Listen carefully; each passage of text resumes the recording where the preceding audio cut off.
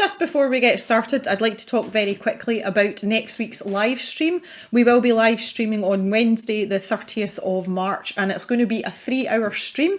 So we'll be starting at 6 p.m. So hopefully be able to see some of you there. There are going to be some spot prizes because we haven't actually celebrated the Cave birthday. The Cave turned 4 in the middle of March and I was too sick to celebrate. So we're going to celebrate in the live stream. So I hope to see you there for that. Also, just things that are going into the stash shop. Mildred is here in all her glory. She's 4 stickers in a pack, and you can see that's to size. So her main sticker, which is her with her hat on, is actually the actual size of the clay Mildred that I did originally for Cavemas. If you haven't seen that video and you want to watch Mildred actually being made, I shall link it down in the description and at the end card for you so you can watch it after this video.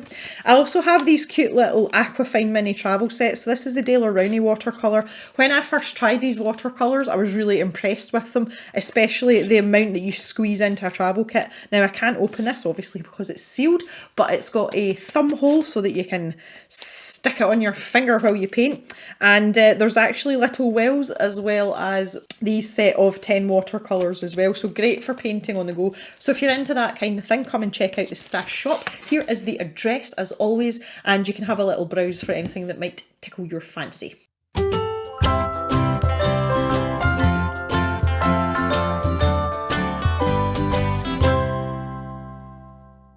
Hi everyone, and a very warm welcome back to the Colour Cave, where we do like to play with art stuff. I'm feeling a considerable amount better, and what better way to get back into filming and doing arty stuff than to have an upcrate. So this is the most recent upcrate. It is the March Upcrate, and this is a monthly subscription box that comes from Germany. They send you a set of supplies that work well together, and they give you some information, tips, that kind of thing to spur on your creativity, and they give you a prompt, and we're going to try today and make some sort of art with the supplies provided that fits the prompt. So let's take a little look and see what is what. So satisfying.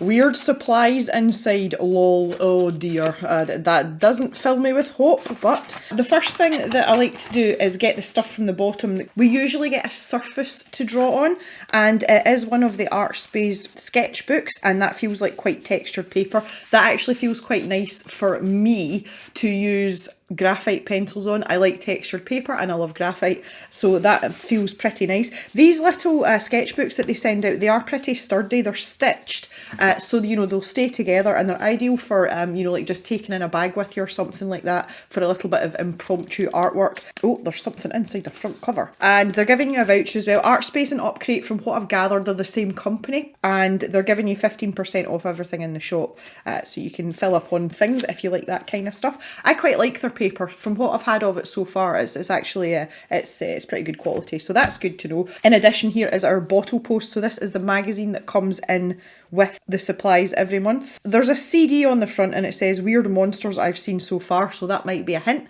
So this gives us all the information, but we'll look at this last because we don't like to spoil the surprise. And here is our featured artist, and this looks like some sort of pencil and something else.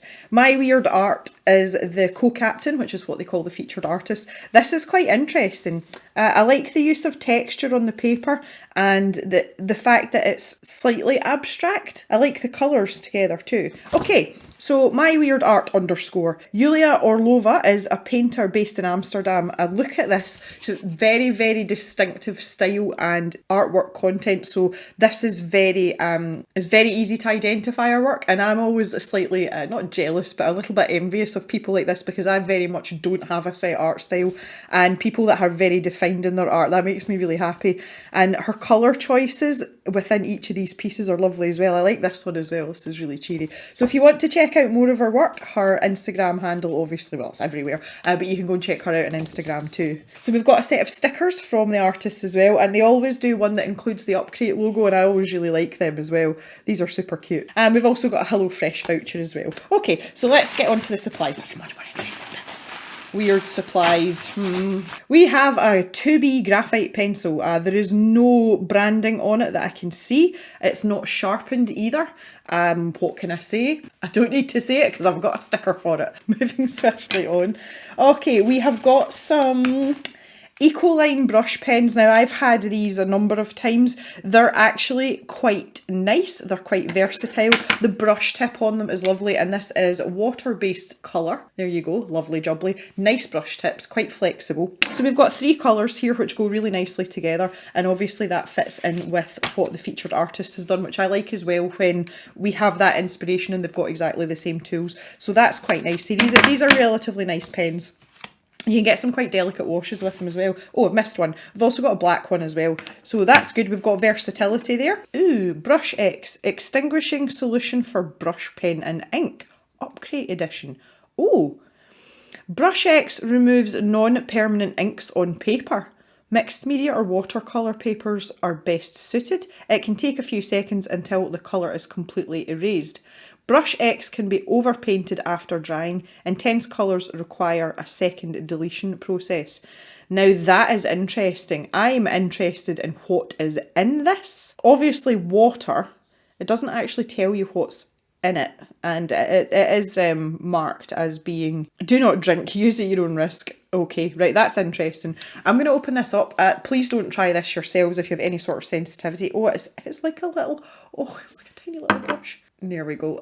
Yeah, but so it smells like it's got chlorine in it or like some kind of bleach, but it's not strong. Yeah, it smells like a swimming pool. Okay, that would be my guess, that there's some sort of bleach type. Yeah, it's not a bad smell. I'm not very good with chemical smells, but that's not too offensive. If you are sensitive to things like that, I would be careful with this. Use it in a well ventilated area anyway, but it's not overpowering unless you stick your nostril in it, which I wouldn't advise anyway. Moving on, I'm really interested to test that out now. Ow. Okay, we have got some paint, and this is watercolour paint. Van Gogh watercolour, indigo, yay, Jem's favourite. We also have yellow ochre and a lovely turquoise green. So yeah, more colour here, interesting. I've tried the Van Gogh watercolours before. Generally, I don't like using watercolour straight out the tube. It's just a preference of mine. I like to have it in pans. And what I have done in the past with these is I've squeezed them into pans and let them dry out. And that seems to just suit me better. I just like working from, a nice set palette in front of me. I think it's the organisational side of me. These are pretty good quality watercolours. They dilute well, they mix well, but we'll give you a little demonstration of those just shortly. A Pigmamicron. Pigmamicron 10, so this is quite a chunky nib. I'll just show you this here. It's borderline going into felt tip rather than a fine liner, but that's obviously how the co-captain has managed to get these lovely bold lines, and that's really, really helpful, and it can make things stand out, especially if you're working with paler colours as well. Now, what is this? Da Vinci Fit Synthetics. Oh, please tell me these brushes have got green handles. That would make... Oh, yes. Okay, what have we got here? A number 6 flat. This doesn't feel as if it's got any transit glue or anything on it. I'm going to wash it before I try it, but those bristles, just me touching them, they feel really soft. It doesn't feel as if they've got anything, holding them together. It's a wooden handled brush, obviously synthetic fibres, and yeah, I quite like a flat brush like this. One of the flat brushes that I'm really into just now is the ones that I sell in the stash shop, which is the Sea White synthetic brushes. They've started doing flat brushes as well, and I like the ones with the synthetic fibres because you seem to get a really quite a crisp line. The top of the bristles are obviously cut a certain way, and it's very, very good for nice tight corners and that kind of thing. So I'm quite a fan of a flat brush, and the synthetic brushes I seem to get on well with anyway. So I'm quite excited to try that. It does feel quite light because of the wooden handle, which makes it feel a wee bit cheap, but the bristles don't look or feel cheap. So very interesting indeed. Right, that is our supplies. I wouldn't say they were weird supplies. This is novel, it's interesting, but generally, I mean, we've got water soluble pens and watercolor paint. That's not weird. Normal supplies. Let me know in the comments if you think these are weird supplies, because I don't. Right, let's take a look at the bottle post then. So we're back to this glossy format. Upcrate have done a lot of shifting about in terms of getting their bottle post right, and I don't think they've actually settled on a format, so I never really know what I'm going into here. But this is looking much cleaner and much tidier than previous editions. So here we've got some more of the featured artist, and this is our sort of overview of the supplies as well, which is nice, and it looks like everyone's getting the same items. You'll know if you've watched any of my unboxings before, I have this bugbear about when you get a random colour selection, especially for the likes of the Upcrate battle, which is the art prompt. It's a really uneven playing field, so I'm glad that we've got everything the same. So, your art supplies. I'm enjoying this format better already because it's more structured, and I'm glad that we're talking about the brush X first because I'm so curious. Now, interesting. They've printed the wrong information on the wrong page. This is obviously the brush X and it's talking about the Ecoline brush pens. So please tell me we're not getting... Okay, so it's talking about the brush X here. The brush X erasing liquid does not work with the Van Gogh watercolours from this box, but with the Ecoline brush pens, Tombow ABT pens, Caran, Cali brush and many other water-based brush pens. Okay, we've got some tips here as well about the brush pens. The brush X. Brush X is a fun little product to get effects in the ink. It erases the ink more or less evenly and allows you to draw white or light designs in the ink areas, so it could be used for highlights, for example. There are many ways to have fun with brush X and my list is not exhaustive, but here are the things that I have tried. Dipping a thin brush into the brush X and drawing lines over areas of inks to create patterns.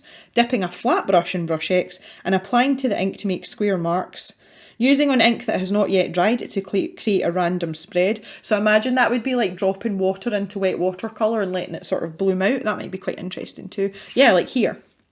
Like these ones. I'll zoom in a little bit so you can see a bit better. It's a very shiny magazine this time, like this one. And using a dip pen to draw in the ink with brush X. They have put in different things that they've tried with these in the Ecoline pens, so that's good to know as well. I find it interesting that it doesn't work with watercolour. Okay, so the Ecoline brush pens, user-friendly, handy when travelling. Well, see, I disagree with that, but that's a whole other story. We'll talk about that another time.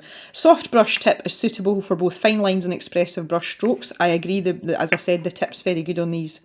Its intense colours can easily be toned down with water, mixed or transformed into beautiful watercolour-like gradients. Also practical, if you forget to close the cap on the pens, you can simply moisten their tips with a little water and save them. And we all like a bit of that.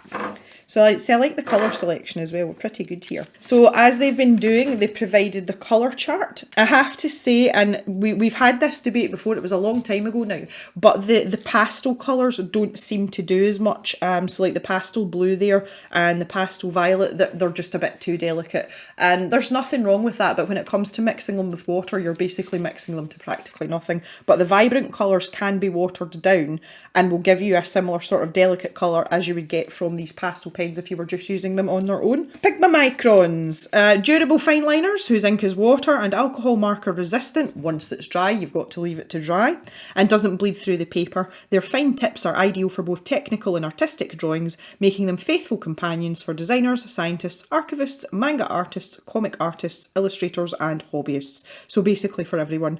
And as I said, this one's quite a chunky one. The good thing about having a thicker tipped fine liner like this, and I've found it mostly with the Pigma Microns, is it's more durable.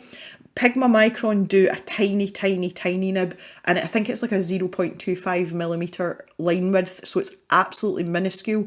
And I like Pigma because they do them that small, because I like teeny tiny fine liners. But the problem with that is the tips on them are very delicate and they're just not quite as robust as these thicker ones. The Watercolor Paint. It's made in Holland. These watercolours belong to a student and artist quality range, so they are brilliant, transparent, intense and have a high colour strength. They are quite pigmented, these paints, I do remember that from before. They produce uniform colour, mixtures in combination with water, and in most cases have the highest light fast rating of 3+, which means that the colours are preserved for over 100 years under museum conditions. And here we have a watercolour chart. So they've actually given you a swatch of what these paints look like, which is quite nice as well. This indigo looks lovely. Most of you will also know, if you've been following along, that I like a moody blue when a paint's grey. It's good. So they've got some really nice other colours here. Dusk colours, metallic colours, interference colours. Fancy. And here is our little green paintbrush.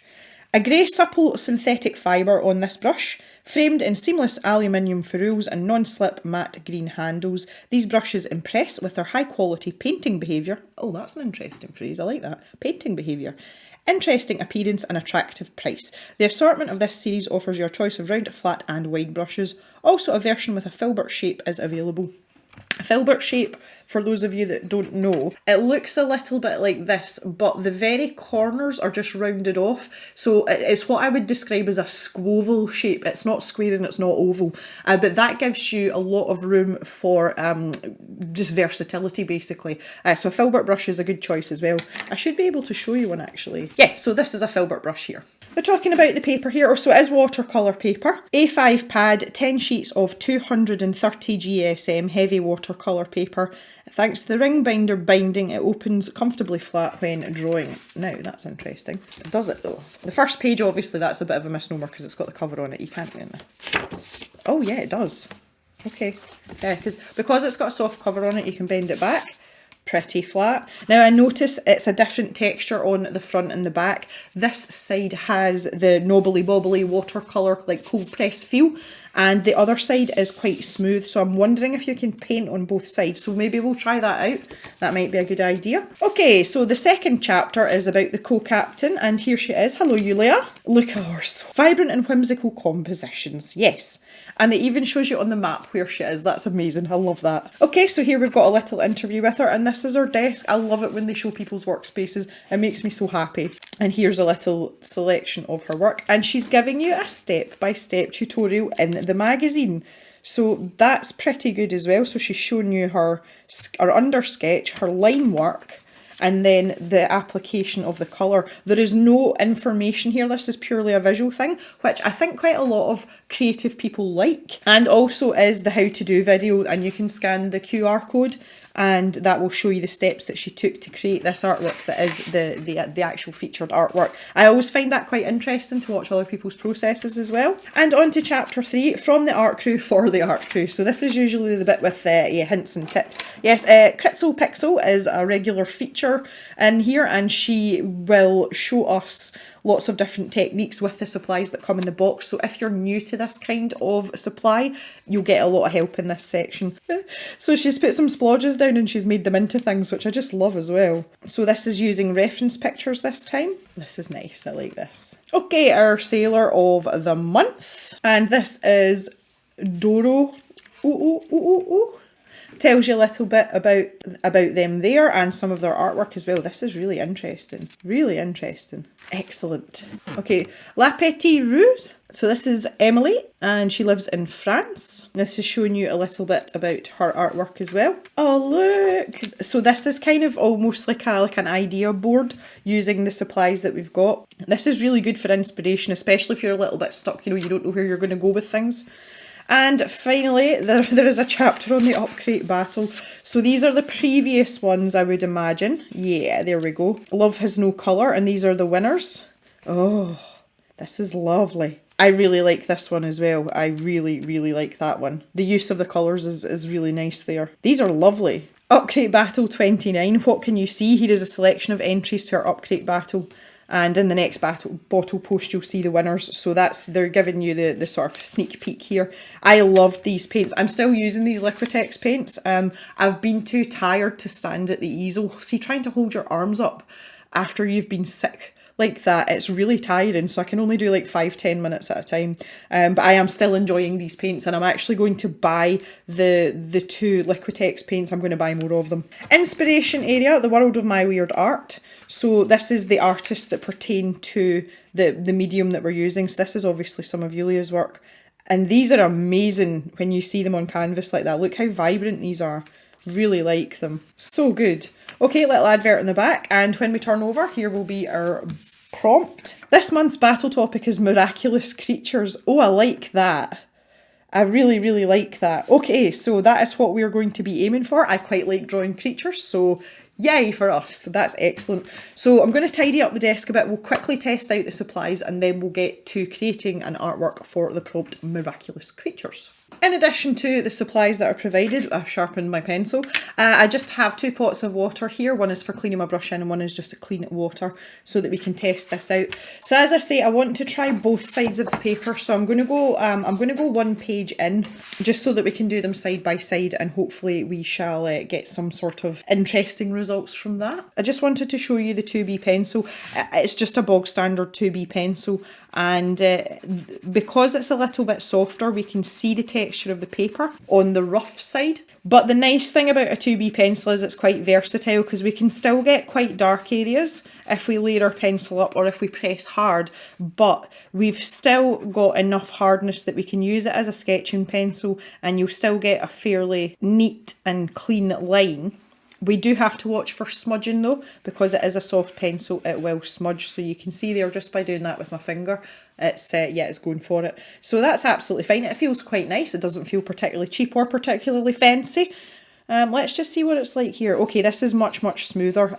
Pencil's not going down quite as well. Graphite likes a little bit of a rougher surface, and it's so that the graphite's got something to grip and it actually comes off on the paper. But it's not to say that you couldn't use it here. So yeah, we've got some nice lines there. I imagine the smudging would be substantial. Yeah, okay. So there we go. So we can draw on this, that's fine. So let's go for the pens now, and we can test out our little brush here as well while we're at it. You can see, just by altering your pressure, you can get some really interesting lines, and I like the sort of painterly way that it dries as well. Like, I enjoy that. It's not a consistent lay down, but that's because it's more like a brush, and obviously it's water based. Now while I'm doing that, I don't know if you're able to see that or not. I'll zoom right in. There is very slight feathering around the edge, and obviously that's because this is textured paper. That colour is gorgeous. So that's to be expected. So if you're wanting really crisp lines, you might not get them, but I suspect that that will be slightly less. Oh, that's a nice colour too on the smoother paper, but we can try that in a little second. So this is like a lemon colour. Okay, so let's get some water on the go then. So I'm going to start here, just to go from the lightest colour. Now, that doesn't seem to be doing much. It's kind of difficult to see. This is soaking into the paper really quickly, and if it's a case of we have to get to it before it dries, then we're in trouble.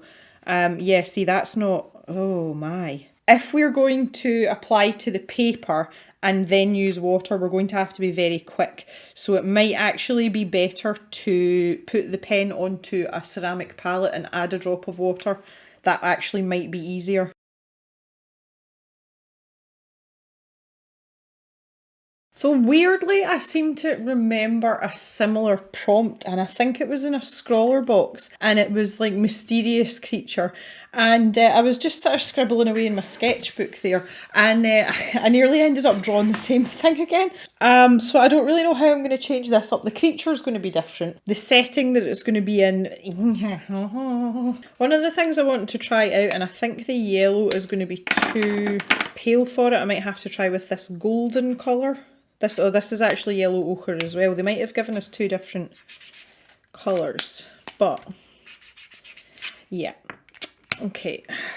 If I just take a tiny bit of this diluted colour. Trying to get more of a green shade here. Debatable. It's worth a try. Yeah, I don't know how I feel about that. Right, okay, I'm going to start with this little creature that I've just been doodling away. So I did that off camera because these videos are long enough when I do the unboxing in with the art prompt, just because I like to ramble, but you guys seem to like that, so, you know. I'm wondering if I'm maybe going to go this way. I don't often do this in these sketchbooks, but I just feel like, I don't know why. I'm still a bit out of sorts, okay? Just leave me.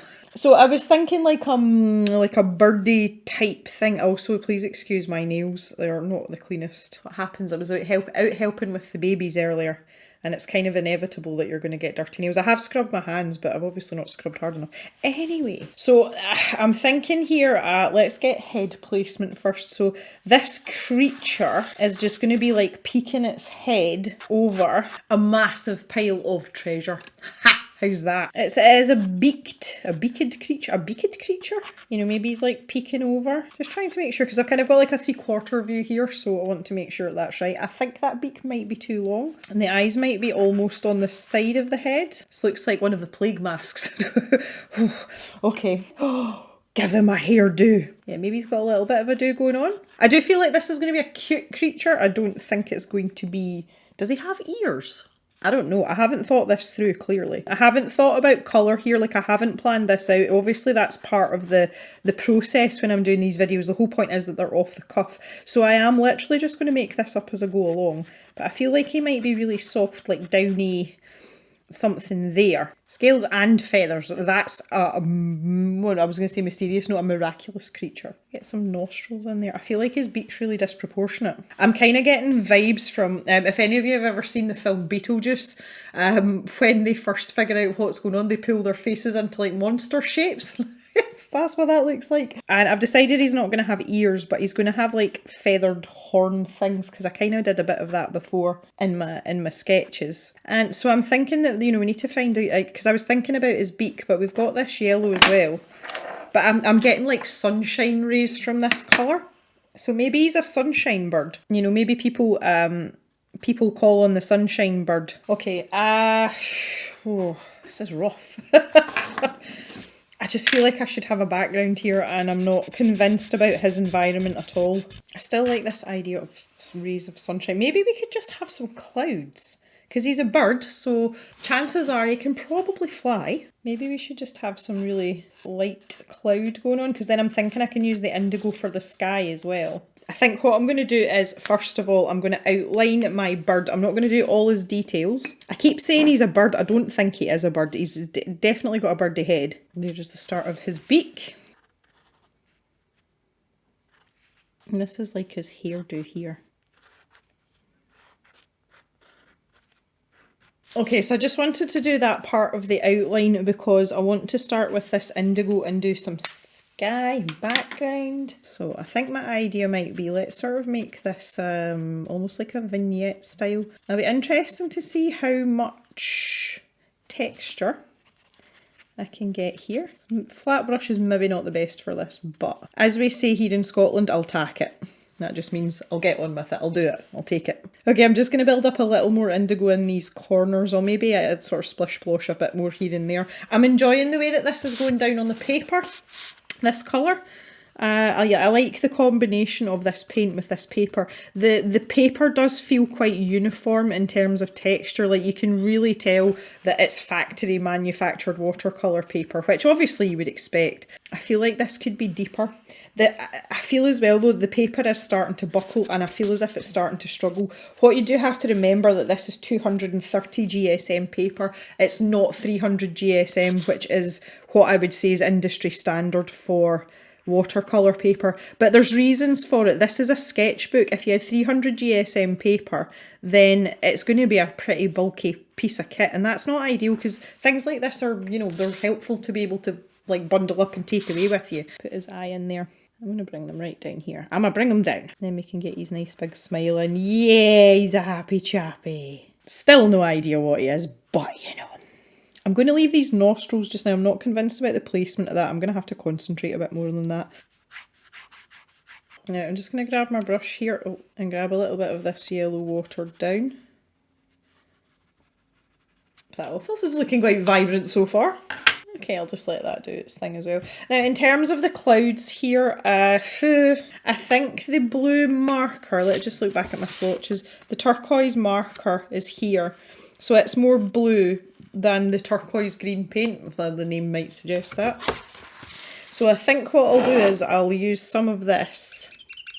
Again, just in my little ceramic palette. You can hear me squeaking away there. I'm just sticking that in there. Because I want this character to be quite sort of bold and, you know, especially since we use this big thick black pen.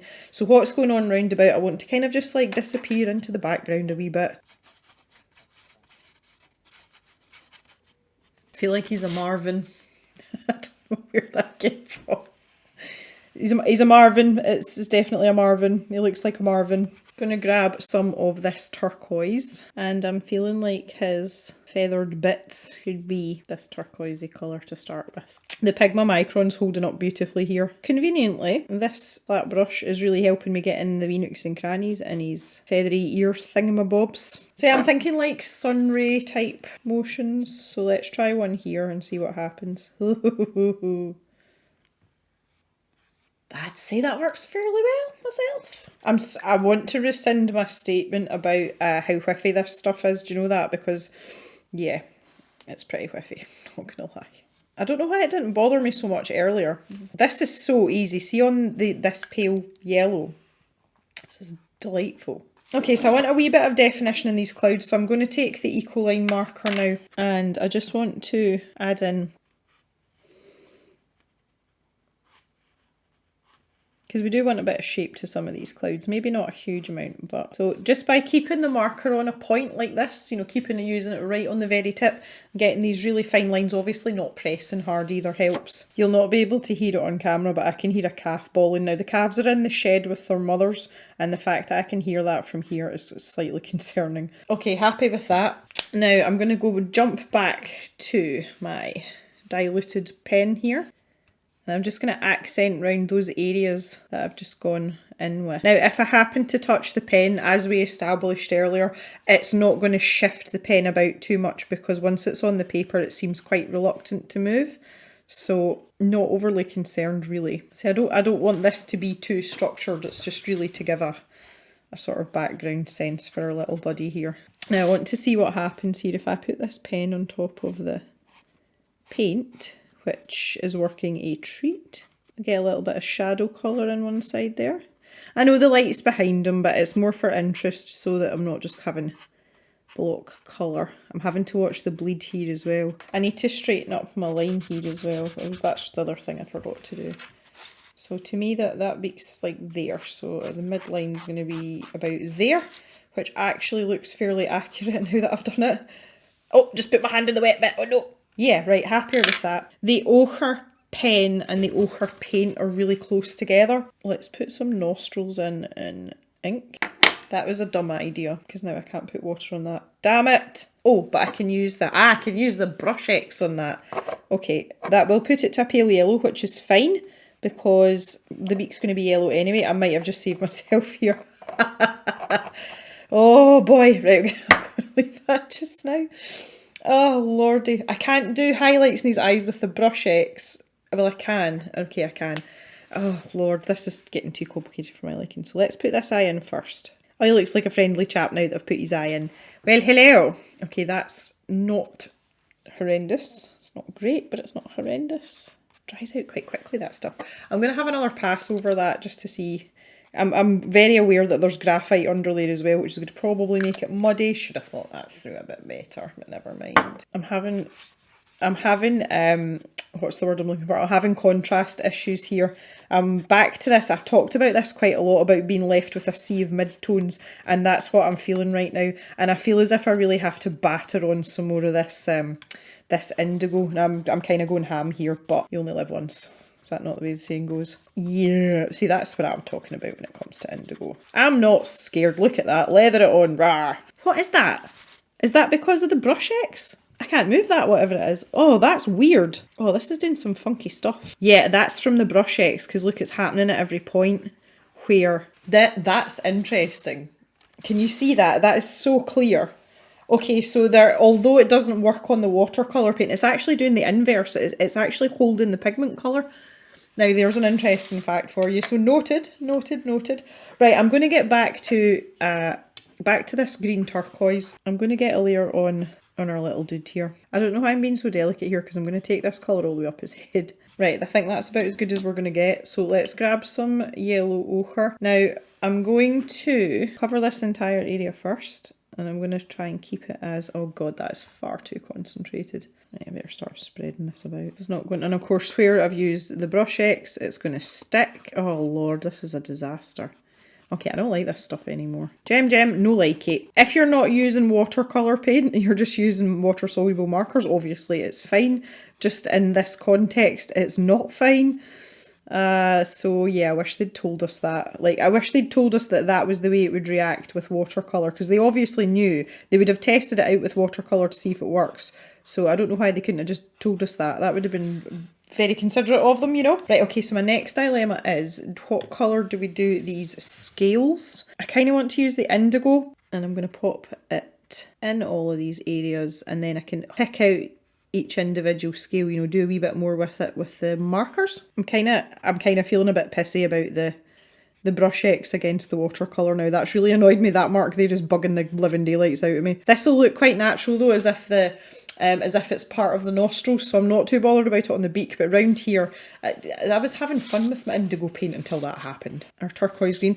In the interim as well, just when I was getting set up for this, I found my own tube of turquoise green of the Van Gogh, so I've switched over to that. So this one's mine, and the one that's hardly been used is can go into the stash shop. So if any of you would like a tube of this particular colour, because it is very pretty, it will be there on the stash shop just on its own, so it wouldn't be expensive.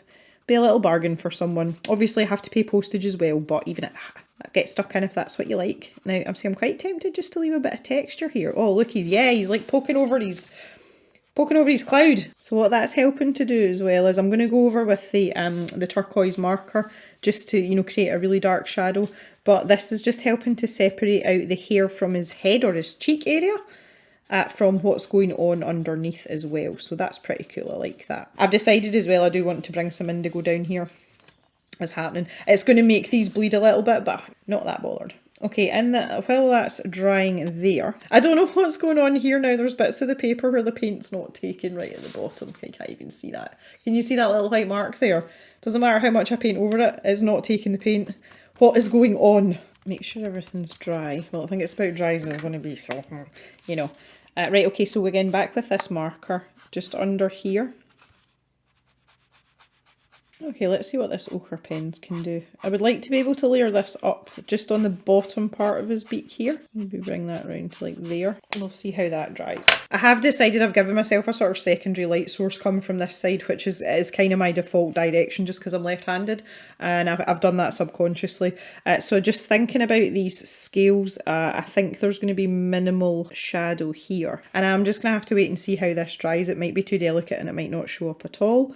But one has to try, and I'm just using the corner of the flat brush for this. And these ones under here might be a bit darker because they're kind of sitting under his hair. Now I found the trick to doing things like this is to make sure that your brush isn't absolutely loaded up, because it's very easy for, you know, to disappear over the lines and then everything goes horribly wrong and we don't like it anymore. Just put that on there. Now, I don't know if it's obvious, but I've drawn a line down the centre of his beak, so his beak's actually beveled slightly, so, you know, it comes to almost like a slight point there, and I'm assuming the shape of his head at the front there would follow suit. So these scales are actually sitting at an angle away from our secondary light source. So in order to try and help, you know, show that, I do want to make these a bit darker without making it look, you know, completely two-tone. So I'm going to try and leave a little bit of white here and there, just so that you can see that, you know, there's scales, but these ones in here are going to be pretty dark. I'm just going to go for it with this side. I'll probably put another layer on some of these as well. Right, now with back to the yellow ochre paint. Now this seems to be really concentrated. It kind of gave myself a fright earlier. So where I've put that line in for the beak, I'm literally going to draw a line down there. And I'm just going to work on this bottom half. So that's going to give us that really nice dimension. And it's also not as dark as the part that's underneath here. And I'll let that dry a bit before I add any more. I've missed arted so much, you guys. Like, this is making me really happy just now. I've got no idea why, because he looks ridiculous.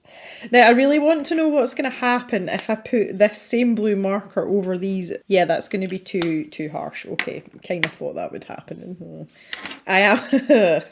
What I'm going to do then is I'm going to take the black marker. I'm going to have to clean out a little ducat here. I'm run out of ducats. Ducat is a dinkle, a cubby hole, an indent. This ducat, spelled D-O-O-K-I-T in case you're interested. Ducat. A ducat. So we're just going to take the black and I'm going to water it down a little bit, and hopefully that'll give me a grey colour, which I'm going to use as a bit of a shadow colour for some of these scales. I do want to use it really sparingly though, just because I don't want it to look sort of like drab and or muddy. And the minute I've put water into that, I can see some of the pigments and it actually looks like a purpley colour. There is definitely hints of violet going on in there, and that might work in our favour right now. This is completely experimental though, so go easy. Okay, that's done nothing. Okay, that's helping. It is helping. Nice definition on this side in terms of shadow, and you can still see that it's blue, but yeah, I quite like that actually. Okay, nostrils wise, we're back to these nostrils, so I'm going to do what I did before Now I'm hoping that this will go back on. Oh, that's bleeding like crazy. That's dry as well. I hate my life right now. Just let everything laugh dry. Oh, I've got splatters and all sorts going on here. Good grief.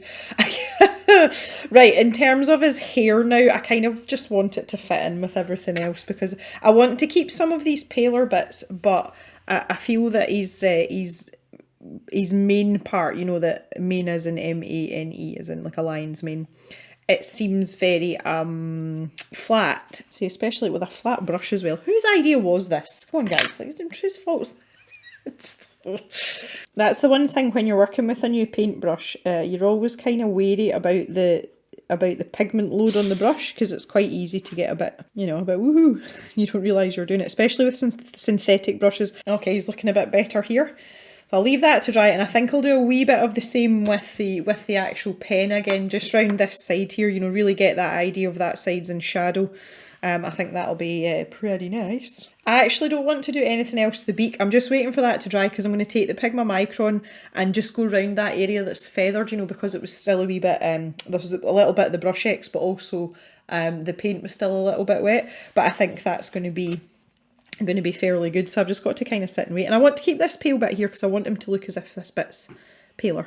I'm really reluctant to use brush X in his eyes now just because of this experience here. I'm not going to do it, and I kind of do this with like almost every single thing I do now, but I've got a tiny little white Posca pen. Okay, so this is the one, and the best way to test this is on a coloured post-it note, of which I just happen to have one here, and you can see I've scribbled on it already. Same purpose. Yep, that's fine, that's working. So let's give him... Ooh, I'll probably have to do this twice. Oh, I'm enjoying myself here. Do I want to put some highlights on his hair, maybe? While that's still wet, it'll pick up a little bit of the colour of the paint. That's the thing with the Posca pens. They do tend to pick up the pigment underneath, and in this situation, that is an incredibly good thing. So let's use that to our advantage here. I feel as if he doesn't actually have a parting here, you know. There's no central point where his hair comes together. Well, guys, I think I'm going to leave it there. I'm quite pleased with this, actually. in a sort of funny, jolly kind of way that's made me laugh a little bit. Yeah, that's just, the brush X has destroyed the texture of the paper underneath, and that is just feathering out. That's probably about as tidy as I'm going to get that, so I'm going to stop messing about with it. I've got a mark here as well, and I don't know what it is, and it's kind of bugging me. So I'll just use this Pigma Micron to sign the bottom of this while we're here. There we go, job's a good one. And yeah, let's just call it quits there. So overall, quite impressed with supplies. Would have been nicer to have paper that would withstand a little bit more. I'm wondering if I can turn this over. Can you see, obviously, that's really difficult to show you in this light. You can see that the ink started to come through, but if I tilt it up in the light, I can actually see through the paper. Like it's, let's see if it's something I can shine. Where's my phone? Right, torch on. Turn the phone over. Can you see there? There's this sort of halo round the black marker. That's the brush X, and it didn't do it in the areas where I've got the sunbeams. It's just round the nostrils, and that was 2 applications, and I think that's disturbed the structure of the paper because the black has come through. Obviously, if I take it away from the light, you can see that as well, and I think that's part of the problem there. So that's just something for you to be aware of if you're doing this yourself, if you haven't already done it. But overall, yeah, good supplies. I like these paints. I don't use them very often because I find them awkward out the tube, but they're very, you know, they're good quality paints, and especially in that they're affordable student grade paints. So if you're maybe not a watercolor connoisseur, but you would like to have some nice watercolors, they're pretty good to have. So yeah, okay, we need to decide what Marvin is. So if you have any suggestions of what species of bird he is, maybe he is a sunbird, I don't know. I'd love to hear from you in the comments. I'd also like to hear about your experiences with this box and what you think of the supplies. So yeah, great start, great to be back, and I'll look forward to seeing you in the live stream. So thank you very much for watching, everyone. I hope you are all keeping well, and I will see you back in the cave for the live stream. And there will also be a video next weekend as well, and then we're going to go back to our normal Thursday, Sunday videos. Bye for now, everyone. Have a good day.